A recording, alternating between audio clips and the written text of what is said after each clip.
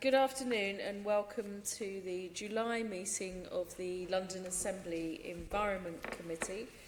And first of all, if I could just say that members of the public are able to follow us today on webcast on YouTube, and if you wish to do that and you want to tweet about what we're doing this afternoon, if you could use the hashtags Assembly Environment, which is Assembly and then ENV, hashtag Circular Economy, hashtag London Rubbish.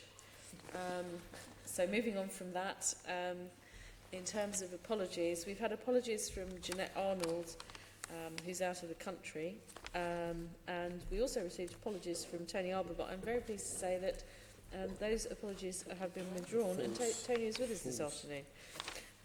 Can I just see, in terms of the next item on the agenda, which is item 2, declarations of interest, they are as listed in the paperwork. Does anyone have any additional items to declare that are relevant to the proceedings of this meeting? If not, can I ask that we note the declarations of interest? Noted. Okay, so the next item is item 3, which is the minutes of the previous meeting from June, 15th of June 2015. Those make up pages 5 to 56 in your pack. Is everyone minded to approve those minutes? Agreed. Thank you very much. The next item is action taken under delegated authority by me, and specifically since the last meeting, just after the last meeting, action taken in conjunction with the party group lead members was that we responded to the National Aviation Statement. Can I just see that that is approved? Yes. Thank you. Included in your paperwork is the summary list of actions that are have been completed and those that are outstanding on pages 67 to 72. Is that approved? Is that noted? Approved. Thank you. That brings us on to item 6, pretty quickly, which is going to be the main subject of today's meeting, which is our discussion of the circular economy. We're going to start by playing a video from the Ellen MacArthur Foundation, and then I will introduce our guests, you're very welcome, who we will then ask a variety of questions. So now are we ready to play the... Marvellous, that's great. Thank you very much. Living systems have been around for a few billion years and will be around for many more. In the living world, there's no landfill. Instead, materials flow. One species' waste is another's food, energy is provided by the sun, things grow, then die, and nutrients return to the soil safely. And it works. Yet as humans, we've adopted a linear approach. We take, we make, and we dispose. A new phone comes out, so we ditch the old one.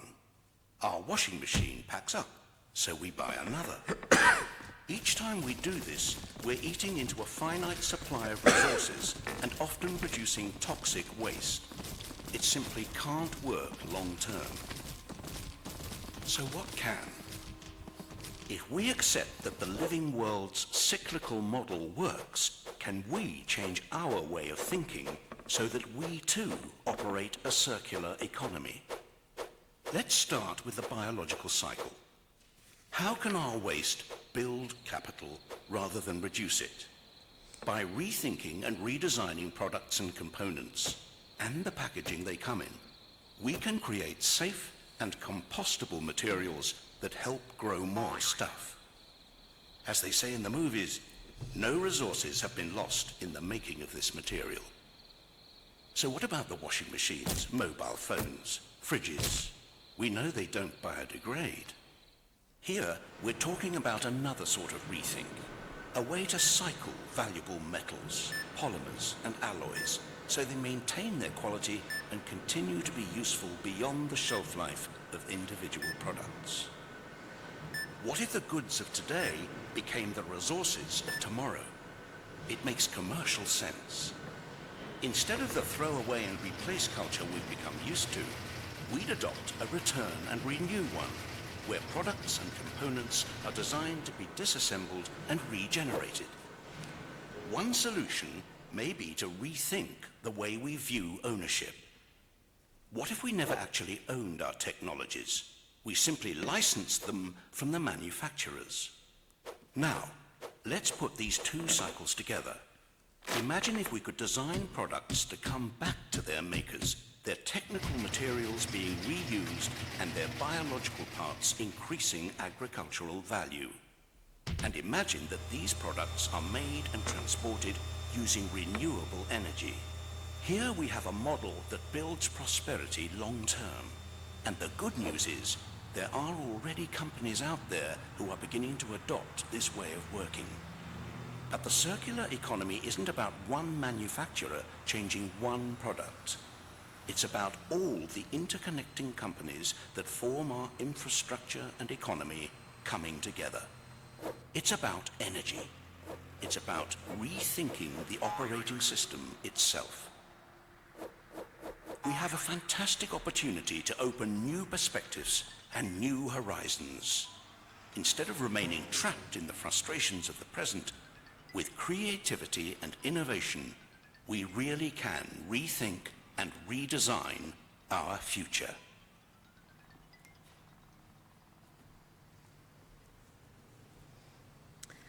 Well, so there we have it. A cartoon introduction to the circular economy, but I think it probably sets it out quite nicely. So I'm just going to introduce our guests. We have Viv Taylor, who's from Olio, who is Head of Growth and Marketing. We have Clare Ollerenshaw, who is from the London Waste and Recycling Board and is the Circular Economy Manager. We also have Dr. Liz Goodwin, who is the Chair of the London Waste and Recycling Board. Andy Richmond, who has already been to see us this year, or last year actually, I think, probably in 2016, who is the Policy and Programme Manager at the Greater London Authority. Keith James from RAP, although I sort of feel as though I ought to look at Liz when I say that, but of course that's not true anymore. And finally, last but not least, we have Rebecca Trevalyan, who is the Chief Lending Officer from the Library of Things, and we're going to hear more about RAP, the Library of Things. Obviously, I think we know what the GLA is, the London Waste and Recycling Board, and Olio during the course of today. So I'm not going to ask you what is the circular economy and what are its benefits for London. What I would just like you to maybe tell us a bit more about after the introductory video is how do you think it can contribute in a big city like London, particularly with reference to reducing carbon emissions, reducing refuse generation, saving consumers money and saving businesses money. And I'm going to start with Andy, actually, if that's okay. Yeah, certainly. Thank you very much for inviting us here today. So we originally got interested in circular economy when we were starting to look at London's growth and the fact that London's increasing population was going to need a number of infrastructure challenges, housing, social infrastructure. And then when we started to think about it from a waste perspective, we started to think about how's London going to grow in terms of managing all of this waste.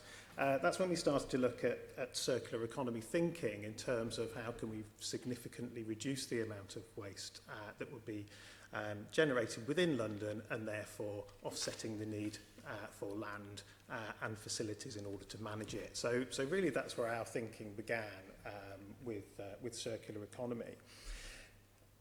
In terms of carbon benefits, I think as the Ellen MacArthur video showed, the idea of keeping those resources operating for as long as possible, reducing the need for disposal, reducing the need for greater transport of new goods and materials clearly has significant carbon benefits. Yet, I think depending on how you deliver those models will depend significantly further on what those carbon benefits and savings would be. Carbon savings in terms of a circular economy is quite a challenging concept to really get your head around and pull out some clear numbers. So this is one of the areas that we're working on at the moment to identify what those actual carbon benefits are going to be of certain activities. I think for certain activities it's much easier to determine. So where you're looking at food waste, which is one of the thematic themes within the circular economy route map, it's a lot easier because we understand a lot more about the carbon system within food. When you're looking at the built environment, it's a lot more challenging. Well, thanks very much for that introduction. I'd like to ask Liz and Claire if they'd now like to add a bit to that, and Andy's just given the context of the recent route map produced by, I'm going to say LWARB and go into acronyms now. Can I start with you, Liz, and then bring in Claire? Sure, thank you. And I think just building on what Andy was saying, I think the other side of it is how is London going to grow if you don't become more circular? Because actually waste will continue to rise and we'll run out of space and the growth will be unsustainable. So, but the work that Clare and the team have been doing suggests that if you did become more circular and you found better ways of using materials, you would actually see the waste falling. So you would be able to free up land that you're currently allocating for waste facilities for the future. You'd need them to do some of the things that London would need to be doing if it was going to be more circular, so reuse, remanufacturing, all that sort of dismantling that was talked about in the video. But that land would become available because you'd no longer need it for waste sites. So London has a potential to become a little microcosm, and I think, frankly, if London doesn't do it, other cities will, because all cities are going to be faced with the same dilemmas. So in a way, it's also a great opportunity for London to show some real leadership. Claire maybe wants to add some more detail on the details of the route map. Yes. Well, for sure, circular economy offers a great opportunity to cities, and cities are the right place to be looking at circular economy. It's where the majority of our people live. The transport infrastructure is available, and it's a great place to try new things. This is the place to try things out. Liz was just mentioning a study that we've carried out very recently to look how the circular economy could help reduce total waste arisings in London. The report is available on our website.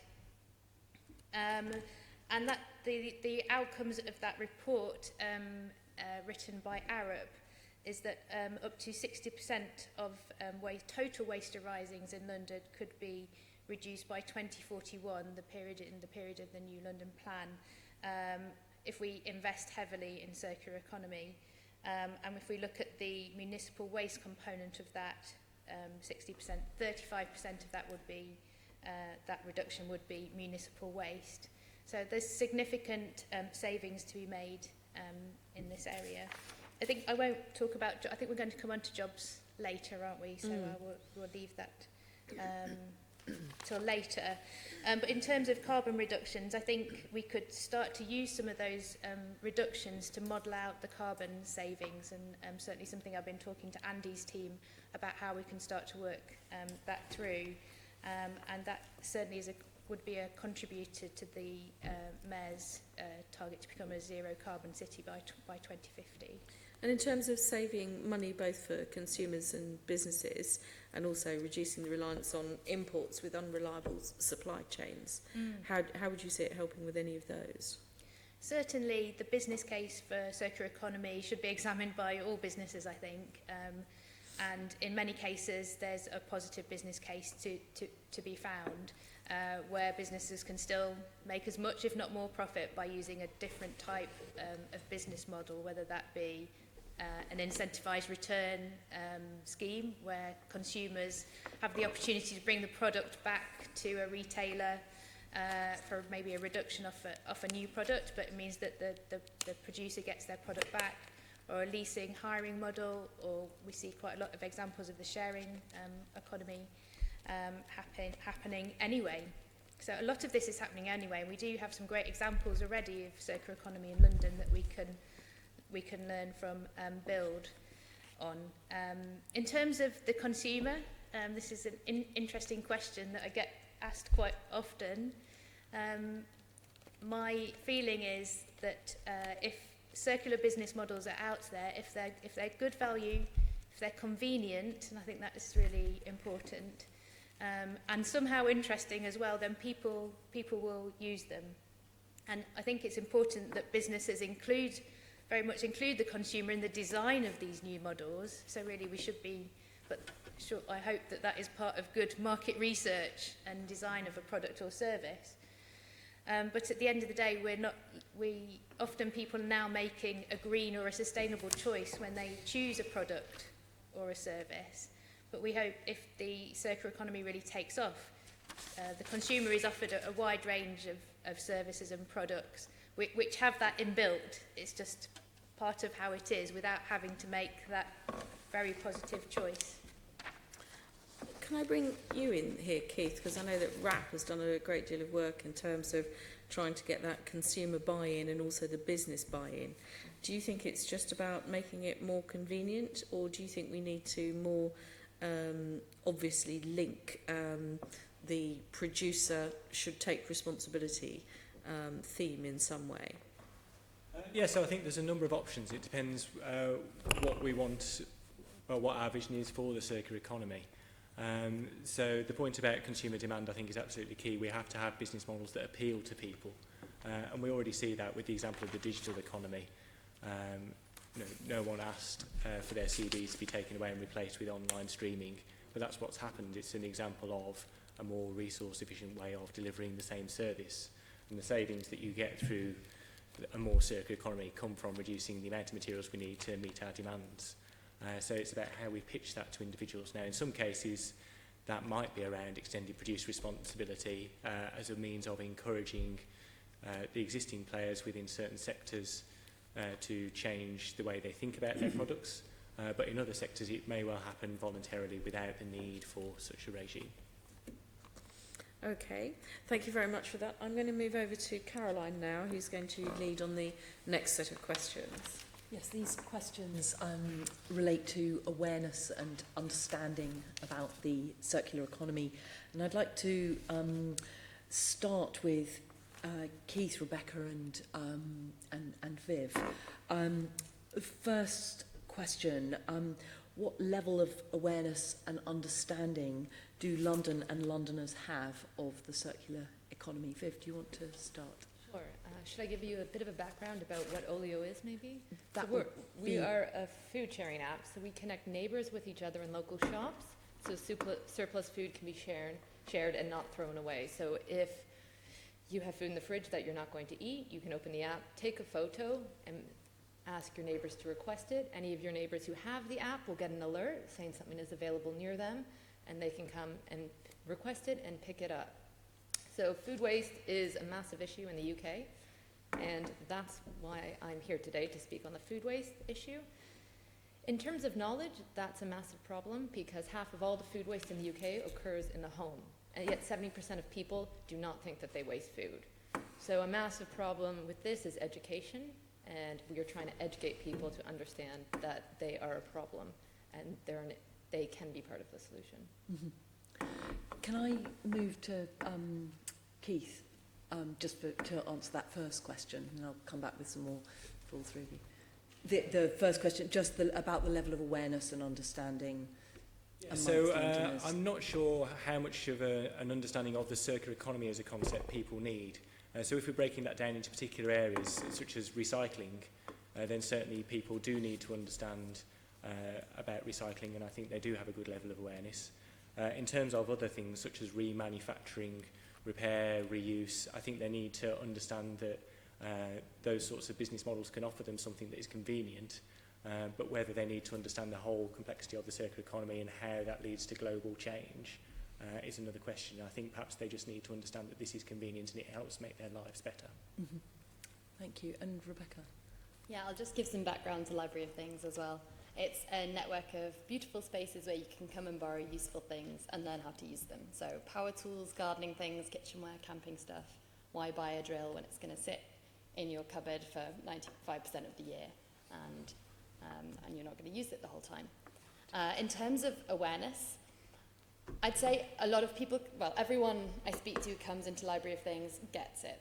They're like, this is really smart. Why don't we all do this? There's no point buying and owning stuff and then throwing it away when it breaks, when we could live like this. And I think there's an intuitive understanding of what circular economy is, even though I'd say most people don't come in and say, this is a sharing economy project. So I'd say there's a kind of fundamental understanding that, you know, there's no enjoyment in throwing things away. We're sited next to a big recycling centre and watch hundreds of tons of electronics and materials go into the recycling centre all the time, and we're sitting there like, guys, come and borrow it. And that really speaks to people, and we've seen huge demand in our first year of trading. Mm-hmm. Do you think that people sort of, do you think people need to understand how the circular economy works in order to participate in it? Do you think that, or do you think people are just engaging and using it as a useful service? I think people, of course, understanding helps govern choices, and more, certainly in some areas of London, people are asking questions like where does this stuff come from, and how is it made, and where does it go? My co-director Emma did a lecture with a group of 16-year-olds from a school in North London, and it was titled "There's No Such Thing as a Way," making them think about where is a way. What does a way mean? And I think there's more and more schools are bringing that into the curriculum as well. I think, so yeah, in conclusion, probably more understanding and awareness is more demand and better choices around circular products. Keith, do you have anything to add on that, just in terms of do people need to understand the circular economy and to be able to participate in it? And I actually wonder if it would be useful if you just had a little bit about how RAP operates, so that we've got that understanding within the conversation. Yes, so RAP's a charity, and most of our funding comes from the UK government, although we also get funding from other sources such as private businesses. We work through a range of initiatives, but primarily through voluntary agreements. So I look after the voluntary agreement Sustainable Clothing Action Plan, which is to reduce the environmental impacts of clothing in the UK, and also the European Clothing Action Plan, which has a similar objective, obviously, for Europe. So in that, we work with businesses to help them make changes, and part of that is around the business models. One of the schemes that we've been involved, one of the schemes we've been involved in is REBUS, Resource Efficient Business Models, and we've worked with a number of companies in London to help them understand the benefits of the circular economy. And a key issue there is around finance and legislation. So if we're looking at how we can bring about a change in the circular economy, there are things that businesses need to understand and concerns that they have that we need to overcome. So is it acceptable to have this item back? What's the legal definition of waste? Is that a barrier to me implementing a change in my business model? How do I get my financial flow right? So for that group of people, they definitely need to understand more about the circular economy.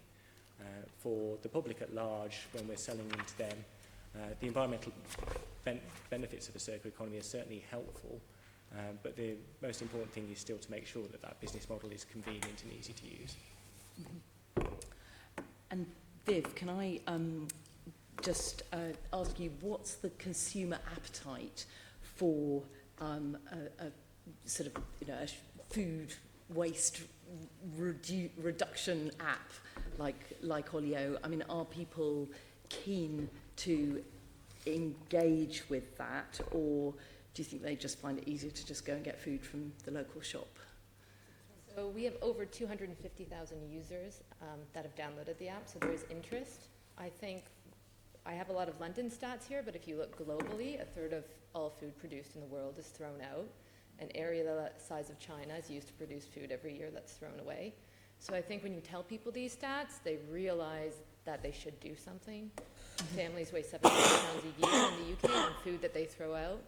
It's like a quarter of everything we buy gets thrown away, so it's like going grocery shopping and then taking a bag and just leaving it beside your car and driving away. So when you tell people this, they say, okay, I think I should change, I think I should get involved. So we have a lot of interest with the app. The one thing we do struggle with is behavioral change. So that is a massive struggle because, again, as I said, a lot of people agree that you shouldn't waste food, but they don't think they're part of it. So if you have a loaf of bread that's gone off or moldy and you throw it away, a lot of people don't think that that's food waste because it's moldy. So we're trying to change behavior to say, well, if you were aware a few days ago that you weren't going to eat that, and then you could put that on the app and share it, then that's not food waste. So yes, behavioral change is our biggest challenge, but we are getting a lot of interest, and I think people are more concerned today with saving the environment and looking and taking care of the future. I must confess here, I was a very early app downloader or whatever. I have the Olio app on my phone, but I'm afraid I kind of at the very beginning there weren't very many people putting things on it, and so I haven't looked at it since. But I just wonder, of your 250,000, did you say, people who have the app, how many people are actually using So around it? 15% of them are active on the app. So in terms of London, to give you an example, we have 48,000 users in London, and in total we've shared over 58,000 items of food, and that's equivalent to 26,000 meals. So Wow. yeah, so that's quite good, and it's not just about saving food, because our app it's hyper-local, so it's bringing the community together, so it's meeting neighbors, and it's also dealing with hidden hunger, which is a massive problem in London as well, because there are around 7 million people who live below the poverty line, and only 1.1 million of them, sorry, that's in the UK, and 1.1 million of them go to the food bank, so there's that massive gap. That's amazing. I mean, it does so many different things. The other thing, just for all of you to think about, is environmental sustainability versus other sort of product, the sort of usefulness features of all these circular economy things for people to engage with. Do you think that environmental sustainability is of interest to people using these services or whatever, or do you think actually just the usefulness is what drives the use? Rebecca, do you want to? We always talk about Library of Things as being more convenient, more affordable, and more socially rewarding than buying. So borrowing is better than buying for those reasons. And we talk about those reasons because that's what drives behaviour mostly first. And the environmental factor might be a reinforcing factor rather than the first reason for someone changing it. So I go and borrow a drill because it costs me under a tenner for a couple of days, and I can go and do the job I need to do and then give it back, and I don't need to clog up my cupboards. And that's my driver. But the fact that I'm not that other people can use it and there is an environmental factor there, that makes me feel good about myself. Mm-hmm. It's reinforcing. Does anyone else want to go in on that? I think I'd fully endorse that. I think people are driven by having products that they want and products that work and things that are useful, and they're very busy. There will always be a small percentage of people who are driven by an environmental argument, and there'll also be a percentage of people who are completely vehemently disagreeing and will do something because it's not environmentally friendly. But there's a massive number of people in the middle who basically want their lives to be as easy as possible. And we can make it easy for them by giving them easy ways to do the right thing. There was some survey work done by one of the retailers a number of years ago, which basically told them that they wanted the retailer to help them solve the problems because they were being bombarded with so much information. They didn't know whether to believe the sugar levels or the worry about the fat levels or the traffic lights or the waste issues, and they wanted the retailer to give them the product that was going to be environmentally acceptable but also good for them and their family. And I thought that was quite interesting that they were, people get confused because there's so much information out there. Mm-hmm. Yeah. I was just going to say on the circular economy, sometimes when we're talking, we talk about it as though we need to change the way everyone behaves all at once, and that's not necessarily true. So it's about understanding the consumer groups. So on clothing, for example, we've done some consumer segmentation, and through that we found that there's 6% of the population who do 18% of the clothes shopping. And generally speaking, they're a younger group, they're more urban, and so potentially actually that group is open to business models.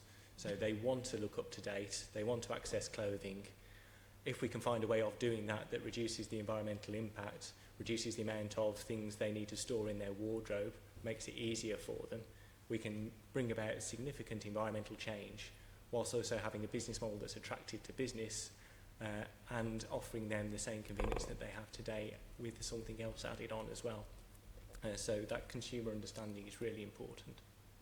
Do you think that councils have a strong role in actually supporting these kind of enterprises to get going, whether it's sort of providing space or, I mean, you can see all the public benefit that comes from it in terms of addressing food poverty and giving people access to stuff that they don't have to own. Is anyone aware of sort of local councils kind of either doing well or not doing well? Yes, Claire. Through our work on the route map and generally a number of local authorities have bubbled to the top as being interested in circular economy. Merton Borough Council, Islington and Sutton in particular would be at the top of that list. What sort of things are those councils doing? Merton has helped us. They've got some developments happening in the borough, and they are interested to see if we can start to look how circular economy principles could be built into those developments, which offers us a really exciting opportunity to demonstrate what circular economy can achieve in London. And certainly from the route maps point of view, demonstrating circular economy in London is really important. People learn by going to visit things, touching, feeling, understanding how things have happened. So that is a great opportunity. Sutton is certainly looking at things from a circular economy startup point of view. And in Islington we've been engaging with on circular economy policy development alongside colleagues at the GLA and through the London Plan as well. I think so they're examples of actual things happening, but I think in a more generic way, boroughs can help embed circular economy and look at the opportunities through their own service delivery. We are working with the LEDNet group, the London Environment Directors Network, to look at service delivery opportunities. And the first one that we're looking at is around the potential for local authorities to do more sharing of assets between local authorities, whether that be high value or lesser value assets. So we're doing some research into the potential for that at the moment. What sort of assets are you? Are you talking about rubbish trucks or potentially? And some boroughs do have arrangements like that already. But looking at those high value assets that maybe a borough has got and is not using very much and potentially could share with another borough, and we're looking for what would the mechanism for that be? Would they pay for it? Would it almost be like a time banking system? If you I'm sure you know time banking. So it's looking at those opportunities. Some boroughs have been interested in the product as service opportunity, maybe integrating into the housing association offering with white goods, kitchen goods. So I think that's one thing. Procurement is a great opportunity to drive the circular economy, and I'm sure Andy would like to say something about what the GLA is doing on that, but that should flow down to the local boroughs as well. And there's a lot of work to be done in that space. But again, we're trying to work to create the right environment for circular business to flourish at a London level, and local boroughs can play a role in that as well. Andy, do you want to? Yes. No, so is that a later question? because So we're is going that- to talk is that about coming that up? at another Yeah. point. Sorry. I think you've... Can I bring in Sean, actually? Because Sean indicated that he wanted to... I just want to circle back to business models and how they're built and the proof around them. You made the example of CD streaming and of CDs versus streaming and the physicality of CD gone away. Nobody has to deliver them, you have to make the plastic. But of course, on the back end of that, you now have an enormous computer that needs to be powered, cooled, has mercury in it, has rare earth magnets in it. How is the benefit calculated? Because it looks on the face of it, by getting rid of the physical CD in my hand, that it's benefited us, but obviously it's changed the delivery mechanism. So how is that taken into account? Yes, so the way that is traditionally taken into account is through life cycle assessments, so through people studying a change in the system and understanding what the impacts are. I don't have a study to hand for that example of Yeah, CD yeah, to yeah. streaming, but that's how we can calculate the benefits, and that's the way that RAP looks at the benefits. So last year, as part of Resource Efficient Business Model Project Rebus that I mentioned earlier, we ran a number of pilots with businesses including Globe Chain, Rentover and Alexandra Wood in London, looked at what they were doing, the change in material flows, the change in income, and we were able to use that data to extrapolate out to say what the financial and environmental impacts would be of greater adoption of different types of business model. So for the UK, we believe that extrapolation shows you could get an increase in gross value added of about £75 billion a year. You could reduce greenhouse gas emissions by about 15 million tonnes CO2 equivalent per year. So that would be a contribution up to about 10% of the UK's carbon budget for the fifth carbon budget. And you can also get a 21 million tonne reduction in materials required to provide the services that people want. So that's where the savings come from the circular economy. It's primarily about the reduction in materials to meet the same need that we have today. Because I'm interested in the also, thank you for that answer, that's very good. But the behaviour change, so in the video made the comment about leasing, you know, rather than owning, Yeah. but is that a positive behaviour change? Because if I lease something, am I more likely to renew it because I don't own it? And the cost is all the same to me. If I own my car, getting a new one's a big step. If I'm leasing one, I'll have a new one at the end of the year, thank you. You know, in this piece of educating people and changing business models, are we looking at the full cost of how this change comes? You know, what are we asking people to do? Because if you get me used to leasing in one area of my life, I may do it in another area of my life where it's not so beneficial. Yes, so there's different models that will work at different times for different people. So leasing is one of the options that could work. So we've seen a big increase in leasing of cars, for example. So over 2016, the percentage of cars leased increased by 13%. At the same time, the sales of used cars went up by 7%. So it's not necessarily that the different business models are competing. They can both work at the same time. And past that might be a cascade of products. So you may lease something for a period of time and you don't want it, but because it's leased, there's an incentive there for the owner to actually make sure that it's refurbished and available again for another use. So it's about extracting maximum value from the assets. Thank you for that. Okay, well, we'll be coming back to you for some subsequent questions, Sean, so obviously you can include something else in. But I just want to move on to David now, who's just going to ask you about the size of the circular economy. Good afternoon. I'll address this first of all to the London Waste and Recycling Board about the size of the circular economy in London. How big do you think it is in London? Done some work on the we have 5 focus areas to try as a starting point, because the circular economy is huge. So we've focused on the opportunity in the built environment, in food, in textiles, electricals and plastics. So they're the 5 focus areas of the route map. And we've looked at the potential within those areas and the total benefit for London. We've calculated to be up to £7 billion per year by 2036.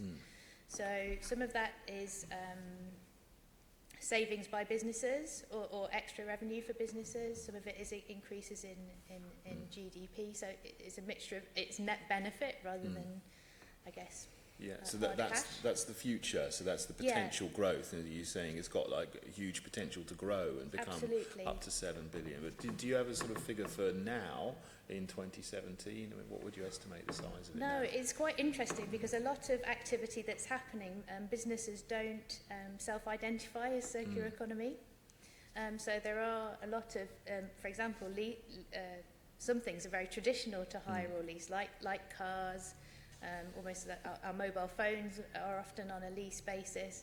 So we do have some work to do in setting a baseline on circular economy businesses, and that will require some education so business owners understand whether their business is a circular one or not, so that we can set that baseline. We do have some work on the baseline for circular economy jobs in London. But that was taken from this very jobs that business models that are considered circular economy, but ones that exist now. So it's almost very conservative. So it's around leasing, remanufacturing, reuse. It's not perhaps about the more innovative activities that maybe some of the digital startup companies are taking forward. But I'm conscious that we're going to talk about jobs later. So we do have a baseline on jobs, circular economy jobs, but we don't have a baseline on circular economy businesses. Do you think the circular economy could affect activity in other sectors of the economy as well? I mean, perhaps banking or things that you wouldn't traditionally associate with those areas you mentioned, food, textiles, plastics, and are there other areas it might affect too? Absolutely, and I think in London we're very lucky in that respect, that we have a lot of organisations working and researching in London that really could enable the circular economy. So the fact that we're a home to a lot of digital businesses, digital is a great enabler of the circular economy, as we have an example of here today. And a lot of the work that is carried out in this area would not be possible without the connections that the internet brings for us. And we're very lucky that we have very many universities that can help us address the challenges that, or the answers around the circular economy that we don't have, of which there are a few. So I think that we're very lucky in that respect, and we have possibly one of the world's largest finance sectors, and if we can engage some of those institutions in thinking about some of these challenges, again, that would be extremely useful. Yeah. Yes, I completely agree with that. And also some of the organisations maybe work across different sectors. So you've got somebody like IKEA, clearly they're going to have an interest in food because of their restaurants, but actually they have an interest in engaging consumers and helping consumers live their lives differently, so they can influence their buying habits for furniture and things like that. So I think we need to think about some of those cross-sectoral influences as well. How do you see science and technology? I know you mentioned universities, and there's universities all over, but obviously we've got fantastic institutions in London like Imperial, King's, University College, and many others who deal with, got great science and technology programs. And we got foods. I mean, textiles. They're foods biodegradable. Textiles can be, but plastics is one of the areas. So polymers, and a lot of them are considered to be non-biodegradable. I mean, are the universities in London researching into sort of new materials that you think that could feed into the circular economy? Do you have any ideas of projects like that are going on? Anyone? I'm happy to take that. I don't know of any particular research programs on plastics, but I know that the universities are so keen to engage on circular economy. I know UCL have set up a particular program already, as have Imperial. And Imperial have the lady that I'm engaging with there. She has the interesting job of engaging with each of the departments and drawing out the technologies and research that they're doing that it relates to the environment and to circular economy, and then feeding that out to the technical and business communities. So I think those links between what universities are doing and the opportunities for circular economy in London are really, really important, and something that really, as LWARB, we have not really scratched the surface on doing, but we very much intend to. There's a lot of research capability there that we should be tapping into. Yeah, thanks. Rebecca from Library of Things, have you got anything to add to that?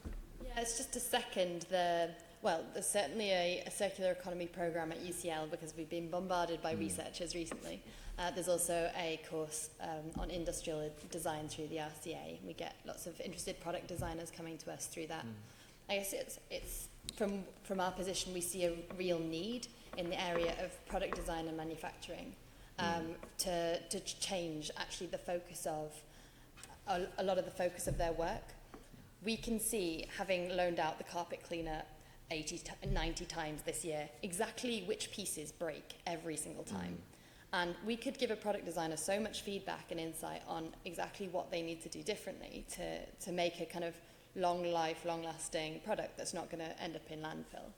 And there's a piece of work to do there around looking on a granular basis at all of the products and how you can make stronger materials, plastics, metals, the electrical systems, and therefore products that last. Can I just come back to the headline about how large the current circular economy is in London? Because you talked about a variety of different areas, and we've talked a bit about your app for sharing around food, and we made the reference to food banks. I mean, obviously another area, apart from looking at the sort of technical redesign of products, is the whole thing about reuse, and in particular around textiles. And a lot of people, there's a whole charity shop sector. It was a point that Tony was making and saying he was surprised that that wasn't something that we were going to ask more questions on. And in that sense, is that sort of sector included within the overall figures for the circular economy? Because obviously, you know, you might have a garment and it doesn't even need any repurposing. It just goes back to a shop and then someone else walks in and takes it off the hanger. I mean, is that included in the overall figures? Because it seems to me that that's a pretty important area. Very much is included and is a key way that reuse happens in the textiles area.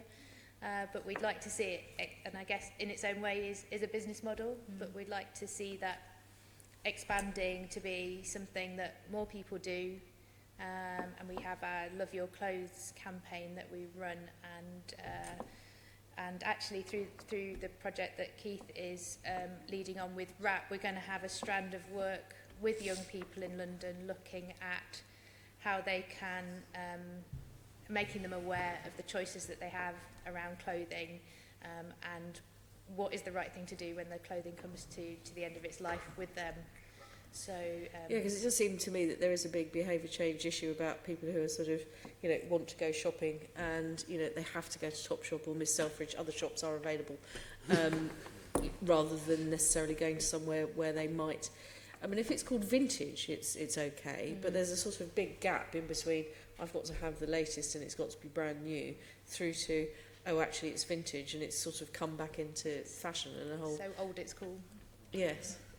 Yeah, I think that is something we want to address. So the other side of the project that we have is the opportunity to try a new business model for young people, and I think perhaps, you know, that kind of the young professional age group would be a good area to try it with, because there's a lot of people in London who need, you know, they need a lot of smart suits, and they need them all the time.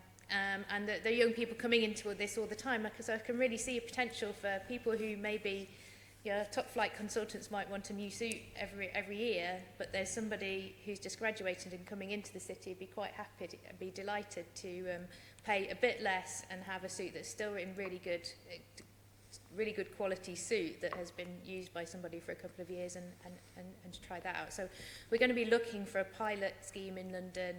I'm looking for a retailer to try something out in the next year. Which brings me on to my, do you want to give us a brief overview of the recently produced, just last month, circular economy route map, of which this will presumably form part? It sounds as though a series of pilots are something that you're aiming for. Absolutely. So I have got some copies of the executive summary that I can leave with you today, so you can have a look at your leisure. The full document is on our website.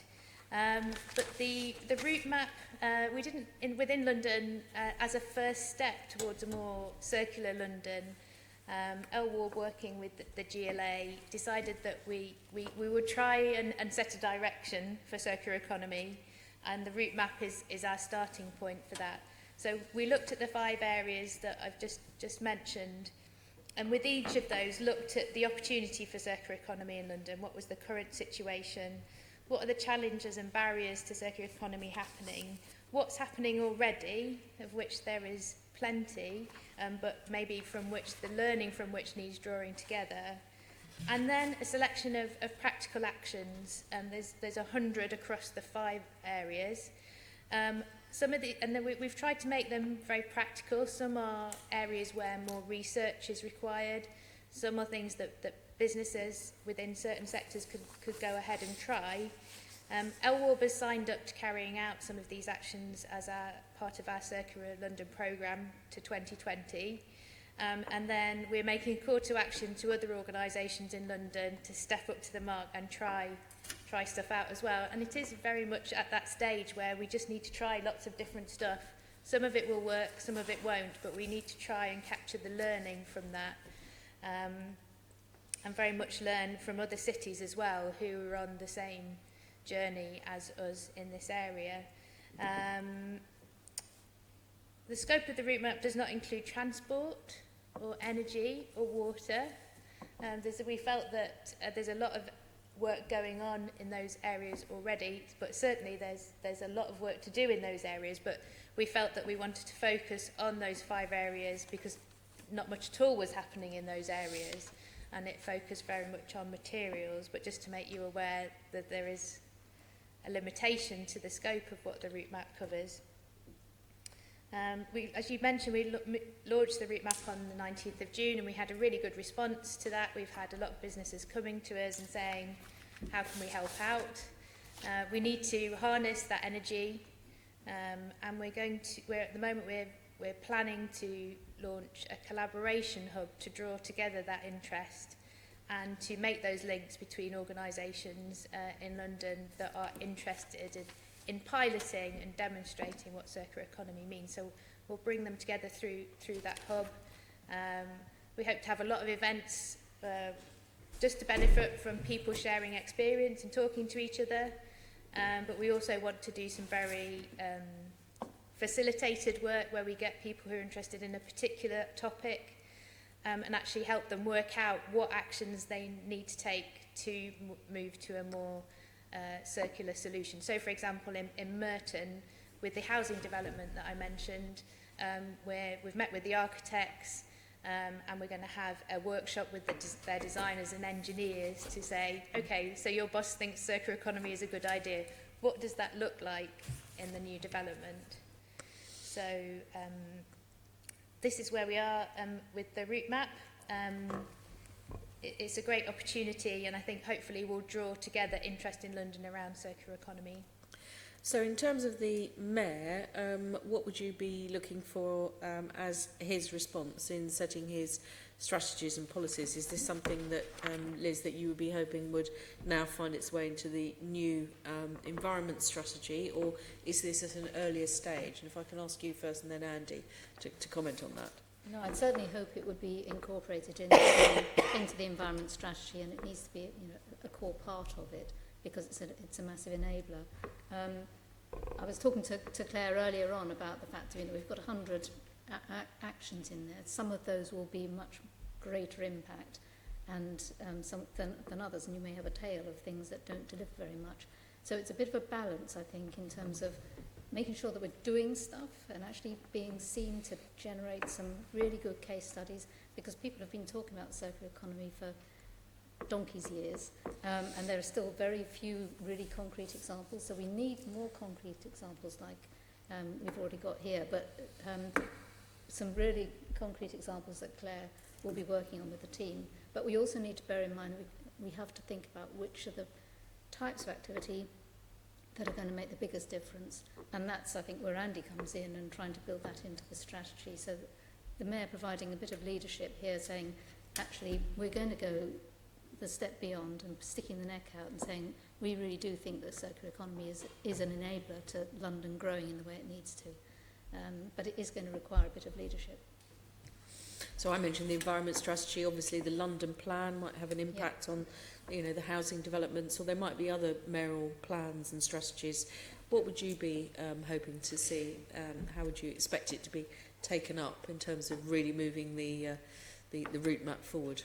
Right. So at the moment, as we discussed, the London Environment Strategy is being drafted, and we're looking at circular economy both as a kind of cross-cutting theme within the whole document, because as we've heard, there's various entry points into a circular economy. So it goes right down to the reuse and sharing, right up to the more different way of approaching goods and services. So there's a cross-cutting element, and then there's also a much more of an element that does fit within the waste chapter within and an environment strategy. So it's both those in the document at the moment as it stands. We're also talking to colleagues in Economic Business and Policy unit about the economic development strategy. And there's always been an aspect of the economic development strategy that's looked at low carbon development and the low carbon goods and services economy. And we want to kind of make sure that the circular economy and the low carbon goods and services economy align together in our policy direction, so through our economic development work. London Plan clearly has a big potential with circular economy in the London Plan and spatial planning.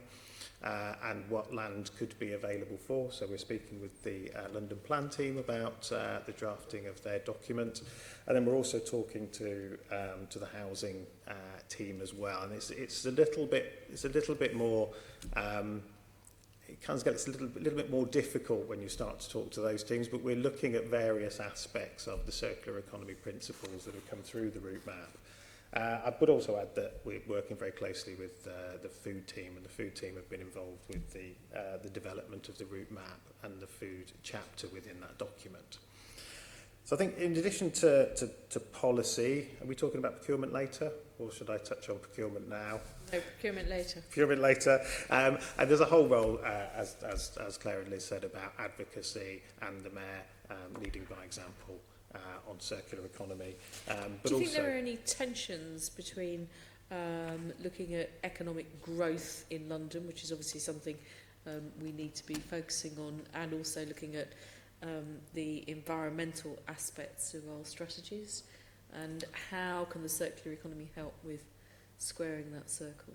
Yeah, I don't see at the moment, so in the development of the route map, working with LWARB, there doesn't seem to be tensions. It's more a case of different approaches, so different business models, different approaches. The outputs are at minimum the same, if not greater, with these approaches. Otherwise, the businesses wouldn't identify them as being an opportunity that they're going to be interested in. So we don't see a tension. It's more a case of kind of setting that framework and enabling that transition to circular economy business models, rather than a case of this is bad, this is good. It's more about this is the framework. So beyond the mayoral strategies, and we've talked about economic development, environment, the London Plan, and we've also talked about the LWARB route map, are there any other significant policies that we can use to promote the circular economy in London?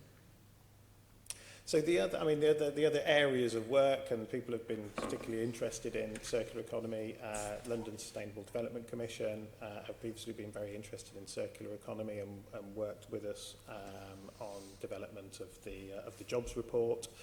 But there's also kind of other programs that have been running throughout from the GLA, which are or it have delivered circular economy business models, which we haven't, again, previously identified as being circular economy business models. So the Mayor's Entrepreneur Programme, which the number of kind of circular economy businesses have come through that, and the London Leaders Programme has identified a number of circular economy businesses. So I think, like Claire said before, there's been lots of stuff that's been going on, which we've not necessarily considered as being circular. One of my roles now is to identify those opportunities, identify what's happening already within the GLA and the GLA family, and then grouping them together so that we understand a bit better about the picture and what's happening and what the opportunities are. How far do you think we can realistically get towards London becoming a circular economy? And we talked about showing some leadership to the rest of the country. That is a very difficult question. It's really about what the offer is, and whether businesses come forward with the offers, and therefore consumers have the options that they want to take in order to live their life the way they want to live it, having the experiences that they're currently having now with a linear economy, but in a more circular way. So I think the potential is completely. Whether or when we can get there is probably a bit too early okay, to so say not right next now. week. Not next week. No. No, I mean, I think it was either you or Keith or someone else said earlier. You know, it's something that we can work towards, but it isn't. you can do your consumer segmentation, and some people are going to adopt earlier than others, and so on and so forth. Joanne? I'm going to ask some questions about businesses and enterprise. So can I start with Rebecca and Viv? And it's really asking, what support did you need when you were setting up, and what support did you actually find was out there? Rebecca. First thing we needed was a space, and that was one of the hardest things. That has always been one of the hardest things to find property. And what we found actually in South London was a unique program called the Open Works, which has now been rebranded as Participatory City. It's worth looking at. It takes underused spaces and offers them to people living in the area with ideas that would shape the area positively. And we went in for a 20-minute chat with some of the organisers of this program. They sat on a high street in a shop for a year and did loads of outreach and loads of engagement. They mapped all these different underused spaces in the area, and whether that was a room next to the public library, in the public library that wasn't being used, a dead piece of wasteland outside the bus garage that could be transformed into a wildflower meadow, and cafes that were closed in the evenings, schools that were closed in the evenings. And all of these, after a year, 20 projects like Library of Things had started. And that's really how we got going. They also gave us a small pot of seed funding, literally 500 quid to get going with some early testing and flyers and, pizza for volunteers.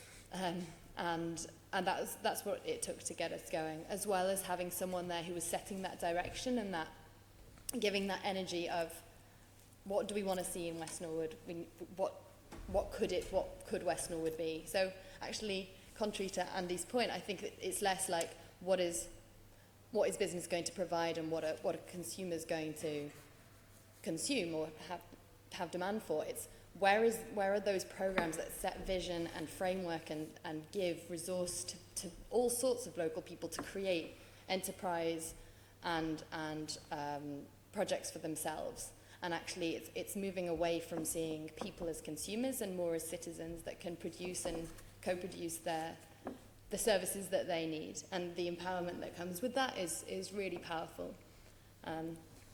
So I veered away from your question a little, but we needed space, we needed a little bit of seed funding, and we needed some, I think, vision and confidence which came from that program based in the area. And Viv, what about you? I mean, I think you just, I suppose, quite isolated, making it an app. Well, that's it. I think when it's an app, primarily you need money to fund it because you need developers and it's a lot of tech.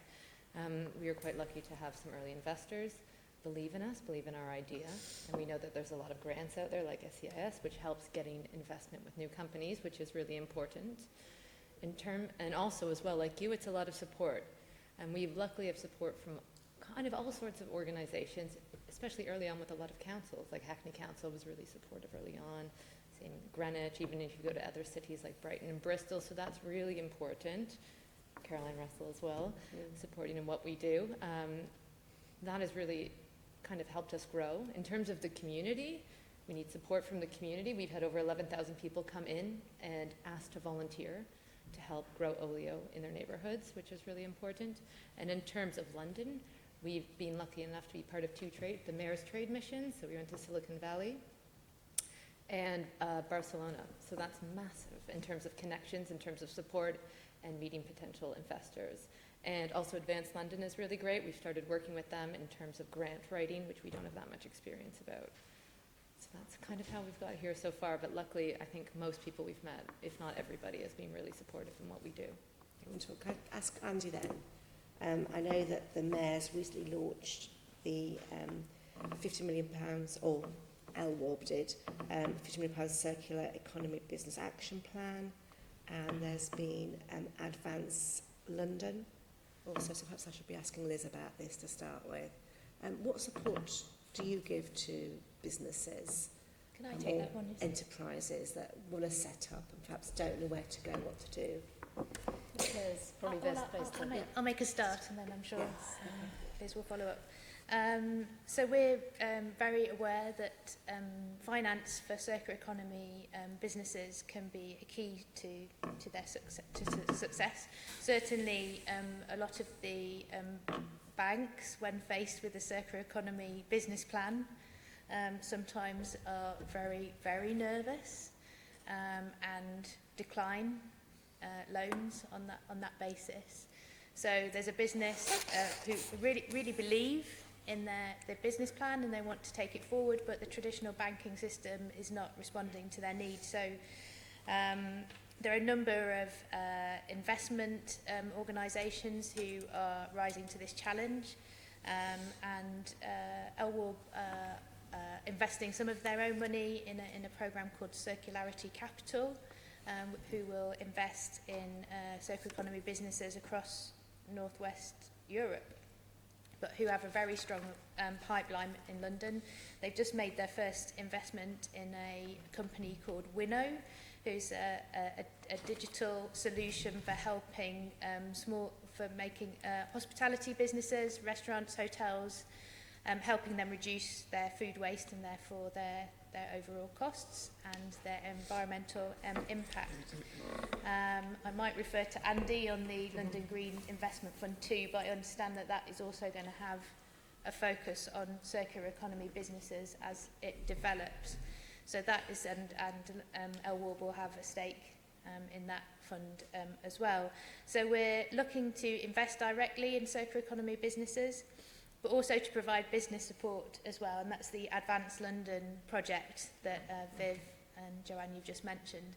So this is an ERDF-funded project. It started in January, and it aims to provide business support to two audiences. One, existing circular economy businesses in London who want to scale up, because this is often a problem. We have a great model, but companies are finding it difficult to take it to the next level.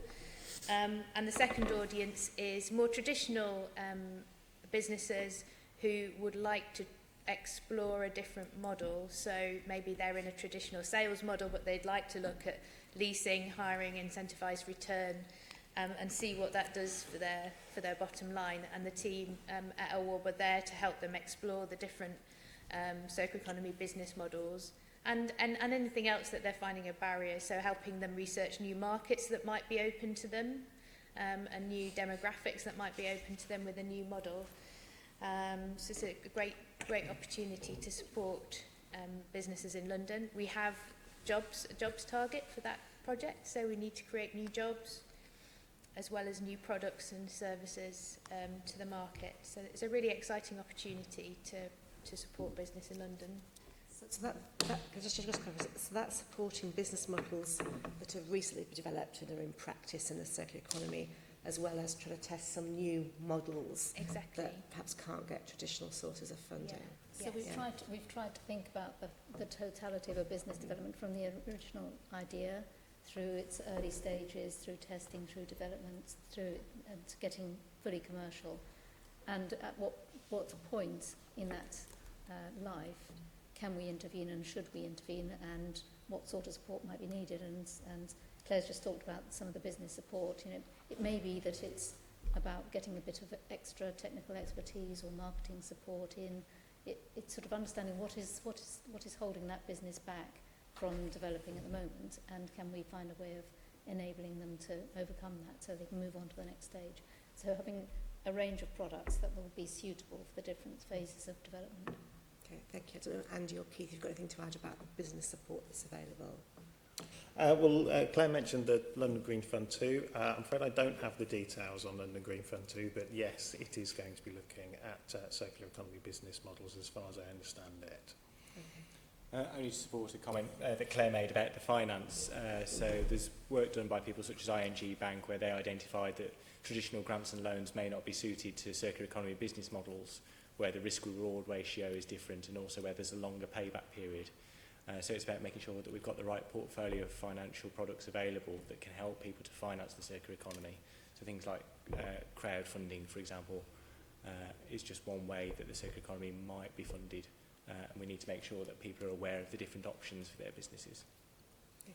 Obviously, if we're going to grow the circular economy, many traditional businesses such as scrap metal or whatever are going to have to perhaps get a bit more efficient or have extra support.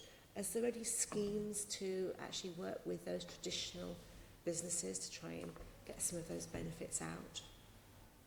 I wouldn't see why our project, there's no reason why Advanced London couldn't work with those businesses, but I think the circular economy might come as a bit of a shock to them, because there is actually perhaps a lot more value in the value in some materials than people realise, and it will disrupt markets, and that might be a shock to some people.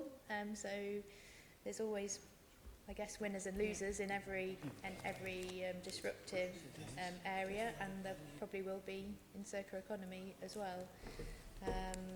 But yeah, there's no reason why a programme like Advanced London couldn't work with companies like that. Are you proactively going out to those businesses? Yes. As opposed to just looking at new innovative ideas? Well, I suppose what's interesting is companies that self-identify as circular economy are coming to us because they're looking out for opportunities, for support. The very difficult market is those companies who are using a traditional model at the moment and don't have a thought to change. But actually we're trying to go out to different business support organisations that have their own memberships and talking to members through those groups and suggesting it as an opportunity. And so we're having to do a lot more outreach to find those businesses who might be keen to try something different. But there are a lot of businesses in London who are taking this opportunity. There's a company in North London called Premier Moves who help companies move office. That is their main area of operation. They've developed a new service offering as a result of seeing the need within the businesses that with their clients, of actually helping reshape and remanufacture the furniture that moves from one office to the next. They saw a lot of companies just skipping everything from one office because it didn't fit either the style, the colour scheme, or just the shape of the new office. So they now offer this Premier Sustain offering where they help audit the existing stock and help reshape it so as much from the old office is reused in the new office as possible, with great financial savings. And there are also social and environmental benefits of that, but it's absolutely it's a commercial offering that they're offering to their clients. I think it's a really interesting opportunity. They take up quite a lot of space in North London. There was another company I went to visit probably this time last year called Envirocom, who were remanufacturing washing machines. Their lease on their site in Edmonton came up, and they've had to leave London because they couldn't find a suitable site of the right type of land and the size of land, which I think will be an ongoing issue in London for circular economy. And that's something that, as Liz mentioned very early on in the session, is there any looking at ways that we can release land to this type of activity to enable these kind of businesses to be in London? Certainly I know, if you talk about scrap metal merchants or whatever, lots of residents don't want those facilities near them, so it's how you can balance that. Is that something that you could add to at all? No. But Keith, did you want to say something? No, I don't have anything to add on that, I'm afraid. Sorry. Okay, fine. Can I ask, do we need to upskill our workforce for the circular economy? Is it very different skills we're talking about? And if it is, then what training opportunities are on offer? I think Keith might be the best place to sit because of the jobs. Yes, if we're happy to talk about jobs now. Yeah. Across London there's 4.56 million people employed, but there's 278,000 people currently unemployed. But that figure masks huge differences across London in terms of the unemployment rate, but also the skills that those people have. And what's been happening over the economy over the last few years, as the report that Andy's looking at now shows, is there's been a hollowing out in the centre. So it's those mid-skilled jobs that are being lost. And the reason that the circular economy can add net jobs is because it addresses mismatch. So there's a number of skilled people out there, mid-skilled, who have the right skills for the circular economy, and a more circular economy can create those jobs near to where they live, so people don't have to move around the country to get the new opportunities that a circular economy offers. So there are some skills that I'm sure that people will need, but a lot of this is about making use of the skills that people already have but they're not able to use at present. It's giving them the opportunity to get back into work. Okay. Can I perhaps then ask whether anybody has any comments about whether it's the job of the Mayor or the public sector more generally to provide support, or to what extent is the market already or could provide that support in future? The next question. I think everyone there are lots of players who need to play their role. This isn't going to be done by one sector. Yes, the businesses themselves can do a certain amount, but actually they need the framework and feel that they're making decisions in an environment where they're not going to be foiled at every turn, but it is an environment in which they're being encouraged to try some of these things and to test them with consumers.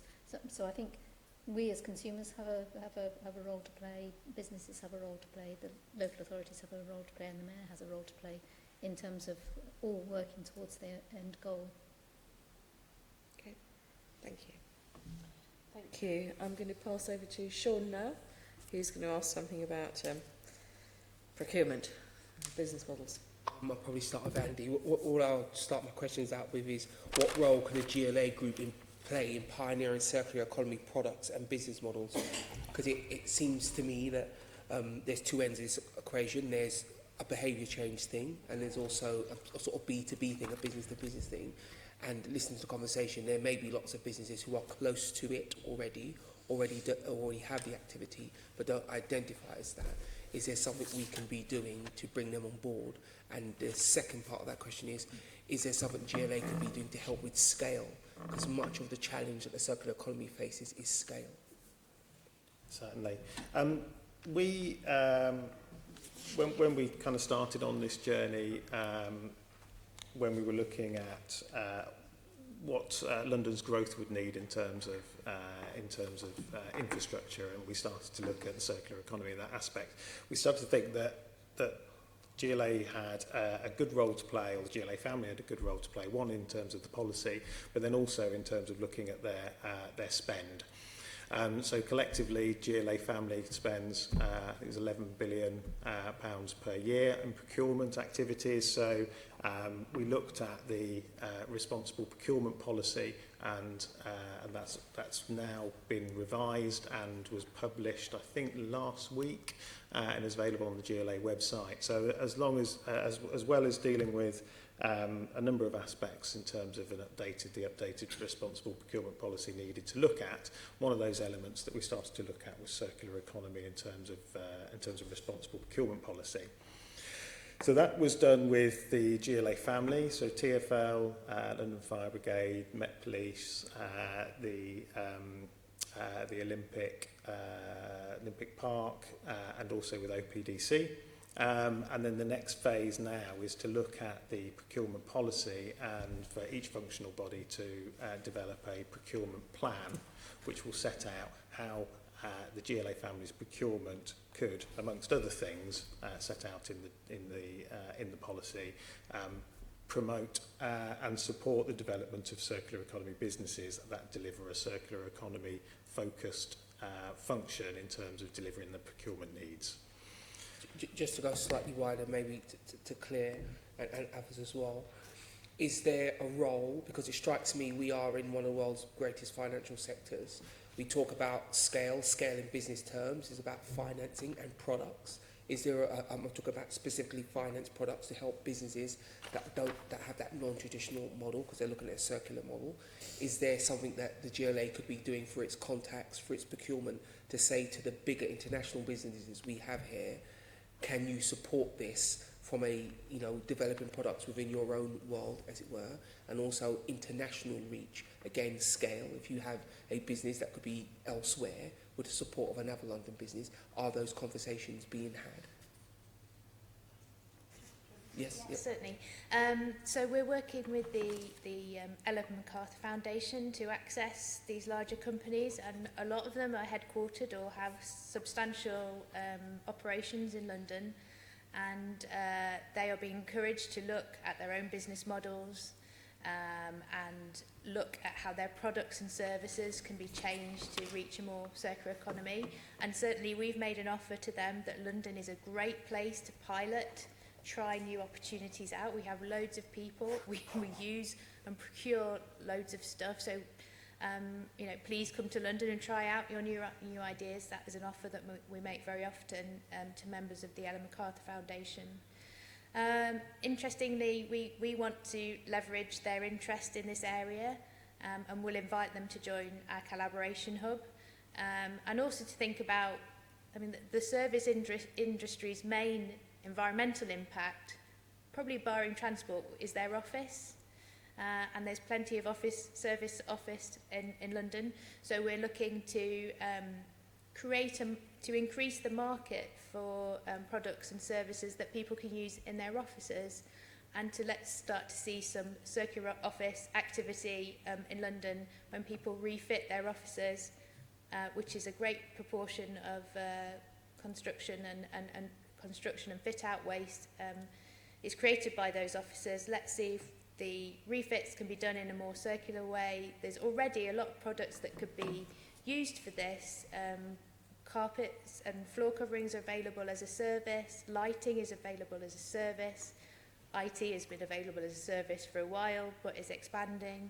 And actually, let's start to see some examples of circular offices happening in London. So I think we can engage large businesses on a number of levels. We're obviously engaging with large companies through RAP as well, through the voluntary agreements that RAP runs. So I guess we've got to work together. Large businesses will only engage with so many organisations at one time. So we need to really coordinate the work that we do on this. But I think London has a great offering as a test bed for new ideas.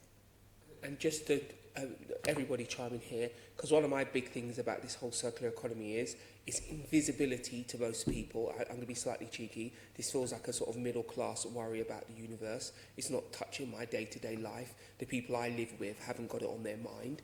That's something about what you need to do next.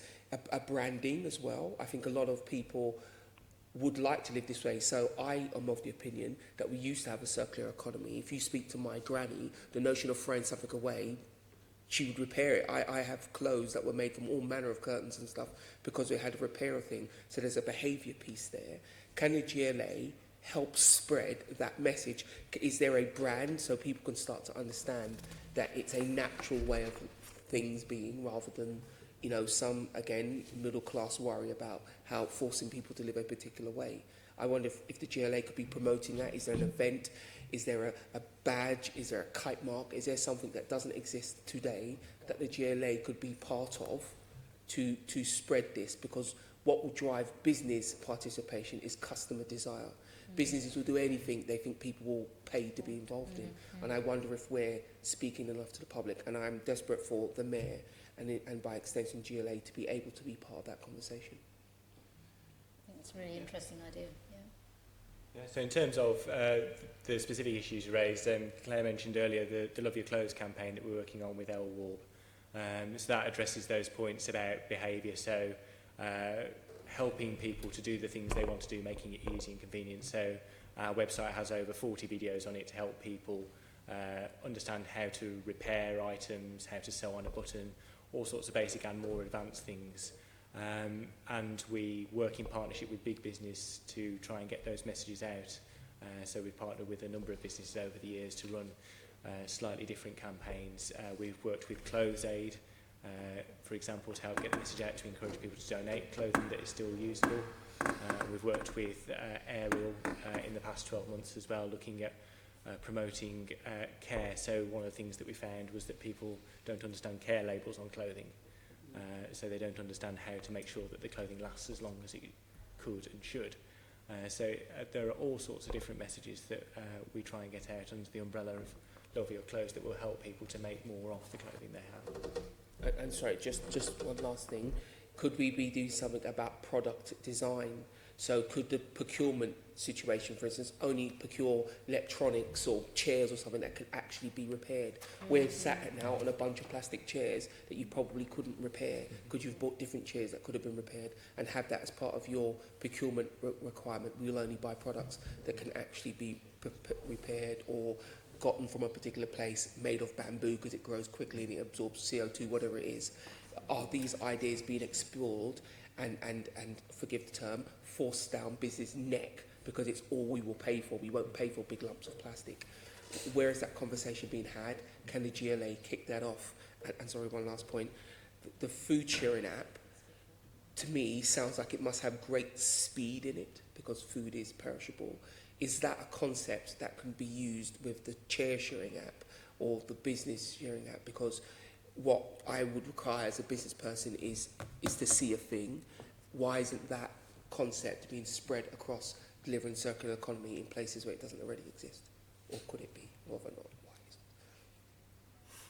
Just briefly about food and applying it with non-food. We actually have a small non-food section on the app. I know you're talking probably at a larger level when you're dealing with businesses and again chairs here, but as I said, behavioural change is a massive issue with what we're facing, but so we do have a small non-food section on the app because we think if people get used to sharing non-food, which they're familiar with doing. If you look at eBay and Gumtree, every time they go on the app they see non-food, but then they'll also see a section of food, so after a while they will see that it's a normal behaviour. So we are also trying to do that, and then it's hyper-local as well, so we want your neighbour to come pick it up. You don't need to drive across London to pick up a chair. We want to try and keep everything as local as possible. Okay.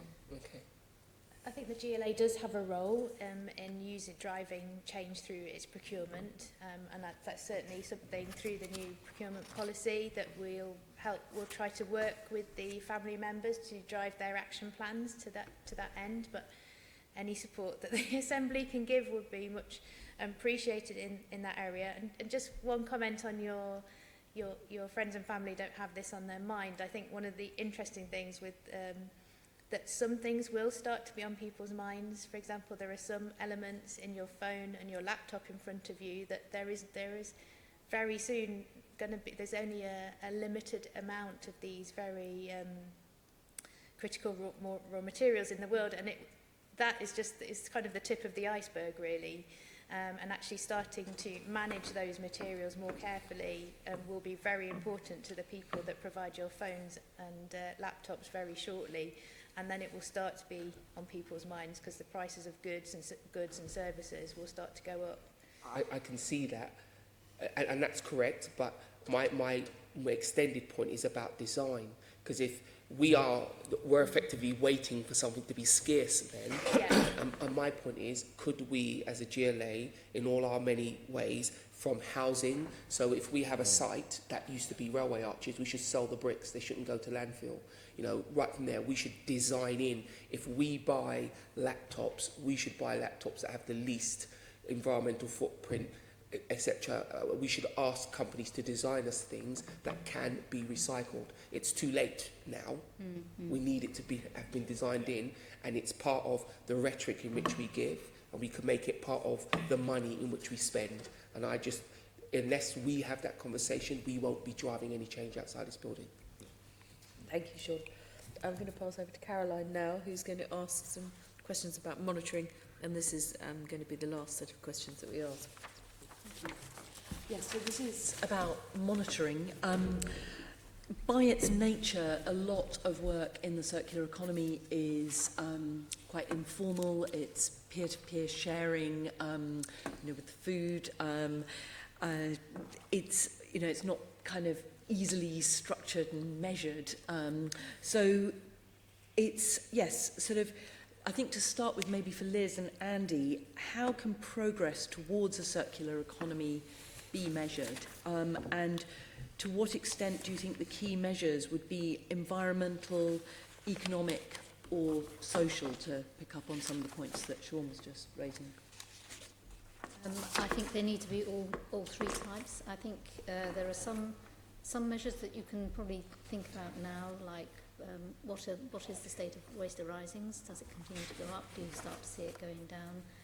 So there are some measures that are reasonably easy to understand, but I think there are far more difficult ones, which is just what you talked about. You know, the fact you've got, how do you measure the growth in the reuse sector or the remanufacturing sector?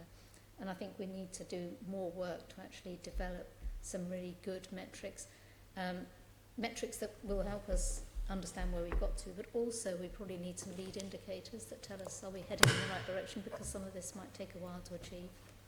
Yeah, I agree with Liz. It's something that we do need. It's quite a complex system which we're looking to measure. There's the outputs of a circular economy, as well as the growth in the circular economy within the city as well. So for us, this is a priority for us, is identifying a good measurement, and in fact it's a priority for everybody looking at circular economy at the moment. We're speaking to a number of cities and regions that are also leading work on circular economy, Scotland, the Netherlands, Amsterdam, Denmark. Everybody's kind of considering this. How do you effectively measure a movement towards a circular economy, and what are those benefits? And some of the work we're doing with the Ellen MacArthur Foundation will start to bring out more of that in the coming months. It's something that LWARB is going to invest some of our budget in this year, is to specify some work to work on these particular issues in London, and I hope to potentially link into work that other cities are doing to draw on their knowledge and experience, and maybe develop a set of metrics that are common to at least a number of cities, so we can also do some comparisons as well. And are you thinking about monitoring the projects that fall flat? I'm thinking there's one amazing project that was happening in Islington for a while, Bright Sparks, which was doing some really pioneering work with apprenticeships and small electrical repairs. But that actually ran out of council funding to just keep it going. So all that other social benefit got lost. And I just sort of, are you going to be trying to measure the stuff that doesn't keep going?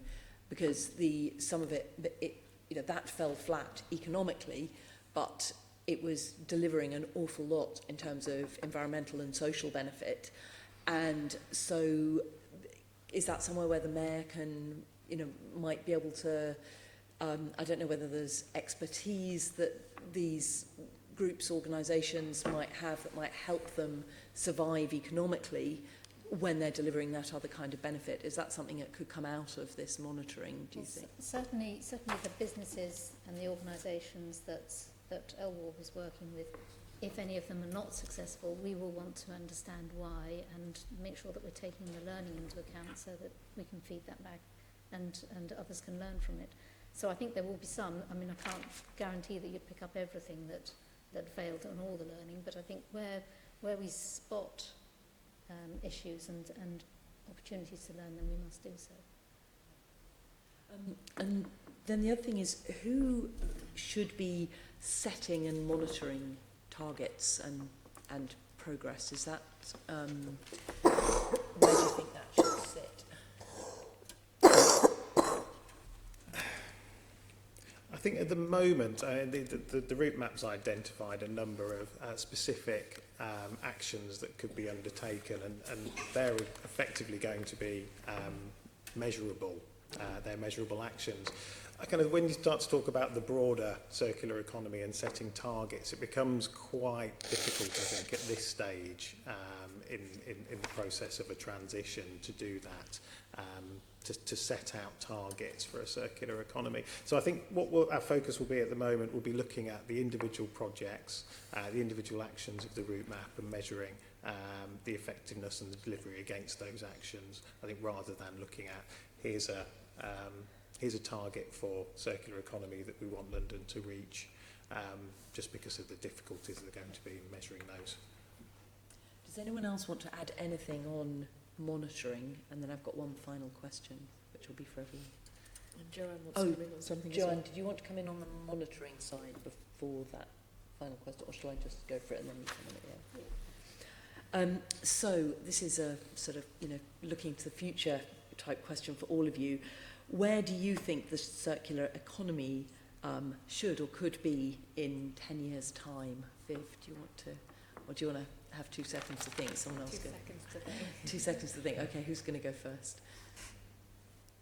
I think, because I've been working on and talking about circular economy for a number of years now, I think we must have more momentum. We must have a really thriving SME community of businesses that are doing stuff, and sort of you're getting not just the people who are breaking the first ground, but all the the followers are starting to follow, and not just at the SME level, but we've also got a number of very big multinationals who are leading the way and driving it through their supply chains as well. So I think we need to see it needs to feel as though it's happening, but also feel as though it's being normal, and that's a bit of a how does it feel rather than what does it actually look like. But I think that's it's, for me, it's going to be that we will be able to, all of us, talk about hundreds of examples. Now we're struggling to find more than 2 or 3. Mm-hmm. Thank you. So lots of examples. Andy, you've got I think for me, what I'd like to see in 10 years' time would be developments that have been developed with circular economy facilitation in mind. So you mean housing or business development? Yes, yeah. So because a lot of it, and comes back to your point, Sean, design is a key feature for circular economy, and designers are saying, give us the problem, we'll give you a circular solution, but it has to be right for the beginning of designing. That can be done on an individual basis, but I think what's interesting is when you look at that on a kind of community basis, and can you look at physical housing developments or neighbourhood developments that have circular economy principles embedded within that design of the development, that therefore enables circular economy living, circular economy businesses, and that wider approach. So properly embedded in the fabric of our city. Keith? So in 10 years, we think it would be entirely feasible to see a doubling of servitisation. So we'd be renting and leasing twice as many things as we are today, instead of owning them. We think it's possible that remanufacturing could be on a par with manufacturing. So that move to actually making more of the material assets that we already have could increase quite rapidly. We could see a big increase in reuse, so we think we could see an increase in reuse of about 25%, and we think we could see significant increases in the recycling rate as well. I'm very pleased in the discussion that we've been able to have a discussion about the full circular economy and not just recycling. Fantastic. And Rebecca? I think it's the World Economic Forum that says, well, predicts that by 2030 all products will have become services. And I wonder whether for that to happen there needs to be kind of an explosion of enterprises, at first at the grassroots, doing things like repair cafes, bike repair workshops, lending libraries and communal fridges, and all of the infrastructure that allows people to test and understand these models that can then be taken into the larger enterprises, the housing developers and associations, and then the kind of the risk has been taken then for bigger product manufacturers to understand how to lease, how to design products for long-lasting life, and then of course universities teaching that there is no such thing as a way, and that good best practice for product design and circular design starts right there. And finally, I guess, policy that supports that environment. Perhaps there's no such phrase as circular economy in 10 years' time, because it's just the way that we live. Because the whole thing is the way we do it. I really like the no such thing as a way. That's very powerful. Viv? We all have a social responsibility in terms of the environment before it's too late, as Sean was saying, before we get to a point that we have to make changes. So I agree, policy changes, especially in terms of food waste. I know other places, like even in Taiwan, you now pay for the amount you throw away, and I don't know if we'll come to that, but I think we all have a social responsibility. I think things are going to really change, and we're going to really reflect that we will have to change if we want to survive as a planet. Mm-hmm. Thank you. And Clare, 10 years. I'd like to think that we've made a lot of progress with the route map. If we did all the actions in the route map, we would contribute almost 3 billion to the potential 7 billion net benefit that we could get through accelerating circular economy in London. The other 4 billion comes from, because we use a lot of products and services that don't originate in London, but we do have control over 3 billion, and that's a big prize to go for. So I'd like to think that we'd taken a lot of steps towards that. But just building what Andy said, I think a really vibrant SME community in London that is supported to take forward circular economy would be really exciting. In 2015, there were 600,000 startups in the UK, and 200,000 of those were in London. Actually, if we can just capture a proportion of those startups and introduce circular economy thinking right at the beginning of their business development, we'd develop what is already a thriving scene into something that really sets London apart from the rest of the world in this area. Fantastic. That's a lovely, positive thing to end on. Joanne, you wanted to... That leads nicely to my question, I think. I was going to ask about international comparisons, and Andy mentioned some of those cities, but relative to them, how far along are we? Are we lagging behind some of those major cities, or are we up there with the best? It's a very difficult comparison to make, and I was talking to Liz earlier about actually you see what people present on their website and their glossy documents, and it's sometimes different in reality. So we might do some work about actually. We need to spend some time actually doing a bit of digging into actually what are people's initiatives and how successful are they being, looking beyond the gloss. But certainly a number of cities in the Netherlands have a very good reputation for circular economy, as does Copenhagen. A lot of and Paris also has recently set out 12 principles that they'd like the city to work towards circular economy. Other cities have aspirations but perhaps haven't done as much yet. New York would probably fall into that camp. So there's a lot of big players, a lot of big cities are starting down this journey. It's very difficult to say. We certainly have London is used as an example of good practice in many of the meetings that we go to. Of course, we feel we're just at the start, but that's partly because of the size of London and therefore the potential influence and the potential leadership role it can play. You know, lots of cities in the Netherlands is great, but they're not the scale of London. Yeah, Andy? I'd agree with that. I think when we speak to people, they consider London as one of the leading cities looking at circular or thinking about circular economy. I think in Ellen MacArthur's words, that London is one of the leading cities thinking about circular economy, and we get approached by a number of cities, certainly through the C40 network, cities network. Expecting more cities to come forward to speak to us. So I think we are considered one of the leading at the moment.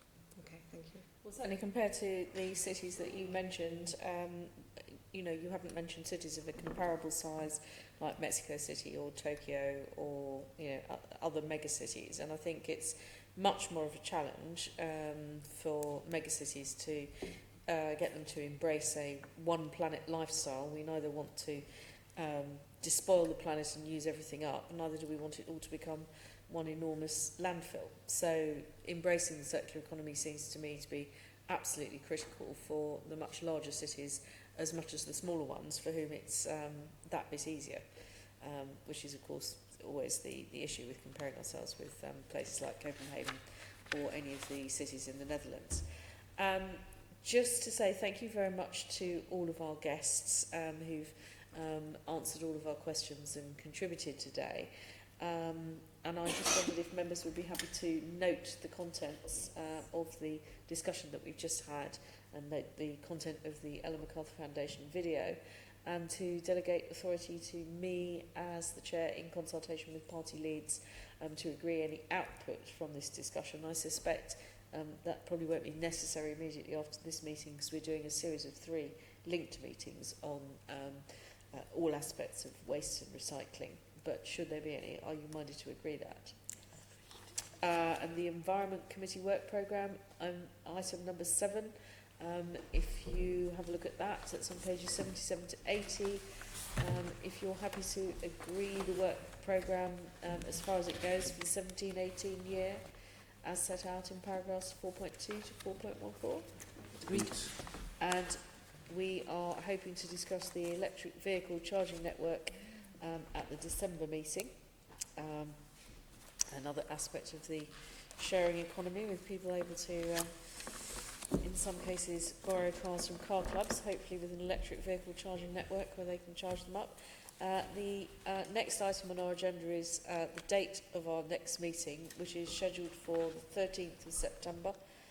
Luckily we don't meet in August, although obviously we're having MQs in August, and that will be at 10 o'clock, and we'll be here in the chamber.